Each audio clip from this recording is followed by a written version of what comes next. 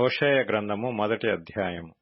ఉజ్జియా, యోతాము, ఆహాజు, హిజ్కియా అని యూదారాజుల దినములలోను, యెహోయాషు కుమారుడైన యరొబాము అను ఇశ్రాయేలు రాజు దినములలోను బెయేరి కుమారుడైన హోషేయకు ప్రత్యక్షమైన యెహోవా వాక్కు. మొదట యెహోవా హోషేయ ద్వారా ఈ మాట సెలవిచ్చెను. జనులు యెహోవాను విసర్జించి బహుగా వ్యభిచరించియున్నారు. గనుక నీవు పోయి వ్యభిచారము చేయు స్త్రీని పెండ్లాడి వ్యభిచారము వల్ల పుట్టిన పిల్లలను తీసుకొనుము అని ఆయన హోషేయకు ఆజ్ఞ ఇచ్చెను. కాబట్టి అతడు పోయి దిబ్లయీము కుమార్తె అయిన గోమెరును పెండ్లి చేసుకొనెను.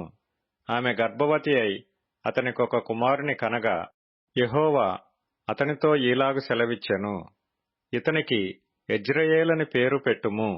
యెజ్రెయేలులో యెహూ ఇంటివారు కలుగజేసుకొనిన రక్తదోషమును బట్టి ఇక కొంతకాలమునకు నేను వారిని శిక్షింతును. ఇశ్రాయేలు వారికి రాజ్యముండకుండా తీసివేతును. ఆ దినమున నేను యెజ్రెయేలు లోయలో ఇశ్రాయేలు వారి విల్లును విరుతును. పిమ్మట ఆమె మరలా గర్భవతి అయి కుమార్తెను కనగా యెహోవా అతనికి సెలవిచ్చినదేమనగా, దీనికి లోరూహామా అనగా జాలి నొందనిది అని పేరు పెట్టుము. ఇక మీదట నేను ఇశ్రాయేలు వారిని క్షమించను, వారి ఎడల జాలిపడను. అయితే యూదావారి ఎడల జాలిపడి విల్లు, ఖడ్గము, యుద్ధము, గుర్రములు, రౌతులు అను వాటి చేత కాక తమ దేవుడైన యెహోవా చేతనే వారిని రక్షింతును. లోరూహామా జాలి నొందనిది పాలు విడిచిన తరువాత తల్లి గర్భవతి అయి కుమార్ని కనినప్పుడు యెహోవా ప్రవక్తకు సెలవిచ్చినదేమనగా, మీరు నా జనులు కారు, నేను మీకు దేవుడనై ఉండను. గనుక లో అమ్మీ నా జనము కాదని ఇతనికి పేరు పెట్టుము.